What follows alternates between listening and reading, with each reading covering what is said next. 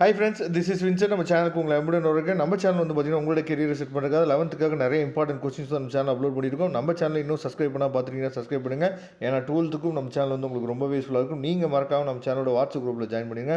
WhatsApp குரூப்போட link description பாக்ஸில் இருக்குது. ஓகே ஃப்ரெண்ட்ஸ், நல்லபடியாக 11th ஹிஸ்ட்ரிக்காக நீங்கள் ப்ரிப்பேர் பண்ணிட்டு இருப்பீங்க.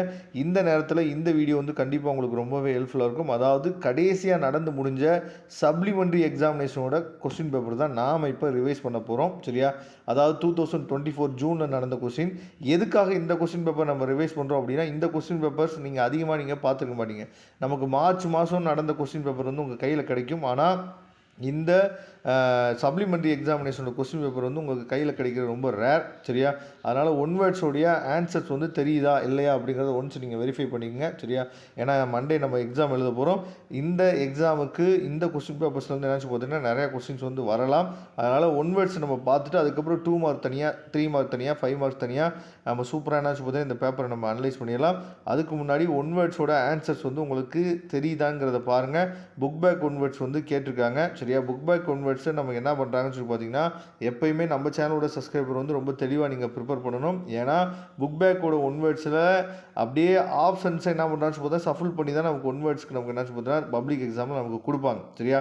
அப்படிங்கிற பட்சத்தில் நீங்கள் எப்பயுமே அதாவது நீங்கள் வந்து கீவேர்ட் செட் பண்ணி மனப்பாடம் பண்ணும்போது என்ன பண்ணால் ஆன்சருக்கு கீவேர்ட் செட் பண்ணி நீங்கள் எப்பயுமே ஒன் வேர்ட்ஸை மனப்பாடம் பண்ணணும். ஆப்ஷனுக்கு பண்ணாதீங்க.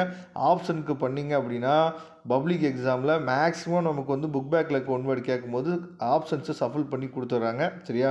அதனால் கொஞ்சம் அதை நீங்கள் என்னென்னு பார்த்தா தெளிவாக நீங்கள் ப்ரிப்பேர் பண்ணணும். சரியா? மொத்தம் வந்து பார்த்திங்க அப்படின்னா நமக்கு வந்து 20 ஒன் வேர்டு. இந்த 20 ஒன் வேர்டில் நீங்கள் எத்தனை ஒன் வேர்டுக்கு வந்து ஆன்சர்ஸ் வந்து சரியாக உங்களால் சொல்ல முடியும் அப்படிங்கிறத நீங்கள் கமெண்ட் பாக்ஸில் கூட என்னாச்சு பார்த்தா கமெண்ட் பண்ணலாம். ஏன்னா அதாவது நீங்கள் எந்த அளவுக்கு பழைய கொஸ்டின் பேப்பர்ஸ் ரிவைஸ் பண்ணிட்டு போகிறீங்களோ அந்த அளவுக்கு மார்க் வந்து ஸ்கோர் பண்ண முடியும். அதுலேயும் ரொம்ப முக்கியமாக சப்ளிமெண்ட்ரி எக்ஸாமினேஷனோட கொஸ்டின் பேப்பர் வந்து ரொம்ப முக்கியமானது, ரொம்ப அவசியமானது. இப்போ 20 ஒன்பது நம்ம பார்த்தாச்சு. இந்த 20 ஒன்பதுக்கு ஆன்சர்ஸ் வந்து என்ன இருக்கும் அப்படிங்கிறத நீங்கள் என்ன பண்ணலாம் பார்த்தீங்கன்னா கொஞ்சம் செக் பண்ணிங்க. உங்களுக்கு ஒன் வேர்டில் எவ்வளோ ஆன்சர்ஸ் வந்து கரெக்டாக இருக்கும் அப்படிங்கிறதையும் நீங்கள் கமெண்ட் பாக்ஸில் சொல்லலாம். ஓகே, இப்போ 2 மார்க் பார்க்கலாம். 2 மார்க்கில் 30வது கொஸ்டின் வந்து கம்பல்சரி கொஸ்டின். ரிக் வேத கடவுள்கள் குறித்து எழுதுகன்னு சொல்லி கொடுத்துருக்காங்க. Write about the Rig Vedic gods. சரியா? அதுக்கப்புறம் பெருங்குளம் சிறு குறிப்பு வரைக. Write a short note on great bath. சரியா? அதுக்கப்புறம் தமிழ்நாட்டில் பௌத்த வரலாற்றில் சரியா நாகப்பட்டினத்தின் முக்கியத்துவத்தை எழுதுக. பண்டமாற்று முறையை பற்றி எழுதுன்னு சொல்லி கொடுத்துருக்காங்க. Explain about battery system. சரியா? அதுக்கப்புறம் அதாவது சத்ரபுகள் பற்றி நீவீர் அறிவுரை என்னன்னு சொல்லி கொடுத்துருக்காங்க. இதையும் தெளிவாக நீங்கள் பார்த்துங்க. அதே மாதிரி ஹைஹோல் கல்வெட்டு குறித்து சிறு குறிப்பு எழுதுக அப்படின்னு சொல்லி கொடுத்துருக்காங்க. அதுக்கப்புறம் தக்கோல போரின் முக்கியத்துவம் குறித்து எழுதுகன்னு சொல்லி கொடுத்துருக்காங்க. இது முக்கியமான கொஸ்டின். அதுக்கப்புறம் இஸ்லாமிய இசைக்கலைஞர்களால் அறிமுகப்படுத்தப்பட்ட இசைக்கருவிகள் யாவை? தாராப் பற்றி எழுதுகன்னு சொல்லி கொடுத்துருக்காங்க. அதுக்கப்புறம் ரொம்ப முக்கியமானது கம்பல்சரி கொஸ்டின். முதலாம் ராஜேந்திரனுக்கான பட்டங்கள் யாவை? சரியா?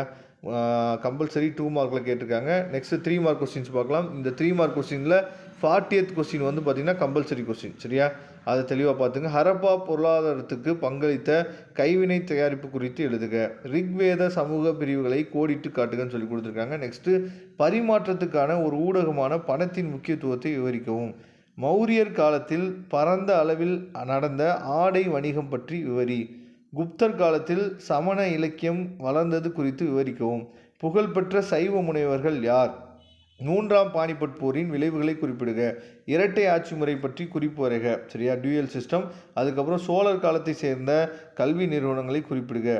Mention the education institution in என்னன்னு பார்த்தா சோழா பீரியட். சரியா? அதுக்கப்புறம் கபீர் பற்றி சுருக்குறிப்பறிவு. இதுதான் வந்து பார்த்திங்க அப்படின்னா உங்களுக்கு வந்து கம்பல்சரி கொஸ்டின். ரொம்ப ஈஸியாக தான் கேட்டிருக்காங்க இந்த கொஸ்டின் பேப்பரை. அதுக்கப்புறம் 5 மார்க்ஸ் வந்து பார்க்கலாம். சரியா? வரலாற்றுக்கு முந்தைய இந்தியா குறித்து விளக்குக. இந்தியாவில் பழுப்பு மஞ்சள் நிற மண்பாண்ட பண்பாடுகளை பற்றி விவரிக்கும் சொல்லி கொடுத்துருக்காங்க. ப்ரீ ஹிஸ்டாரிக் இந்தியா அதை பற்றி கேட்டிருக்காங்க. தெளிவாக பார்த்துங்க. அதுக்கப்புறம் 42வது கொஸ்டின். மௌரிய பேரரசு பற்றி நாம் அறிய உதவும் சான்றுகள் விளக்குகம். அதுக்கப்புறம் கலைக்கும் இலக்கியத்துக்குமான கனிஷ்கரின் பங்களிப்பு குறித்து விவாதிக்கவும் சொல்லி கொடுத்துருக்காங்க. இதை தெளிவாக நீங்கள் பார்த்துங்க. 43வது கொஸ்டின். குப்தர் காலத்தில் வணிக குழுக்களின் பங்குகளை ஆய்வு செய்க. ராஷ்டிரி கூடர்களின் சரியா சிறப்புகள் யாவைன்னு சொல்லி கொடுத்துருக்காங்க. 44வது கொஸ்டின். மாமல்லபுரம் கடற்கரை கோயில்களின் கட்டடக்கலை மேன்மைகளை விளக்குக. சோழர் பாண்டியர் கால கட்டடக்கலையில் ஒற்றுமை வேற்றுமைகளை ஆராய்க. 45வது கொஸ்டின் வந்து பார்த்திங்கன்னா விஜயநகர ஆட்சியாளர்களின் ஆட்சி முறை பற்றி விவரிக்கவும், அதுக்கப்புறம் சூபி சஸ்தரின் தாக்கம் பற்றி விவரிக்கவும் சொல்லி கொடுத்துருக்காங்க. சரியா, சூஃபிசம் பற்றி கேட்டிருக்காங்க. இது தெளிவாக நீங்கள் பார்த்துங்க. கஜினி முகமதுவை சரியா கோரி முகமதுவையும் ஒப்பிட்டும் வேறுபடுத்தியும் காட்டுங்க. கொடுக்கப்பட்டுள்ள இந்திய வரைபடத்தில் அக்பர் பேரரசு கீழ்கண்ட இடங்களை குறிக்கவும். டெல்லி, பாட்னா சரியா, பானிபட், லக்னோ, அலகாபாத் கொடுத்துருக்காங்க. தெளிவாக பார்த்துங்க. அதுக்கப்புறம் லாஸ்ட் கொஸ்டின் 1887ஆம் ஆண்டு புரட்சிக்கான காரணங்களையும் மற்றும் விளைவுகளை விவரிக்கவும். 1800 முதல் 1860 வரை இந்தியாவில் நடைபெற்ற 5 முக்கிய நிகழ்வுகளை காலக்கோட்டில் வரைந்து காட்டுங்கன்னு சொல்லி கொடுத்துருக்காங்க. இதெல்லாம் ரொம்ப ஈஸி தான். சரியா, அதனால் பார்த்துக்குங்க. இதோட பிடிஎஃப் லிங்க் நான் டிஸ்கிரிப்ஷன் பாக்ஸில் கொடுத்துங்க, எடுத்து யூஸ் பண்ணிங்க. இந்த கொஸ்டின்லேருந்து நிறையா நமக்கு வரதுக்கு வாய்ப்புகள் அதிகம். அதனால் இந்த கொஸ்டினை நல்லபடியாக ப்ரிப்பேர் பண்ணுங்கள். கண்டிப்பாக இதுலேருந்து நிறையா கொஸ்டின்ஸ் வந்து பப்ளிக் எக்ஸாம் கேட்குறதுக்கு வாய்ப்புகள் இருக்குது. Okay friends, thank you. நம்ம நெக்ஸ்ட் வீடியோவில் பார்க்கலாம்.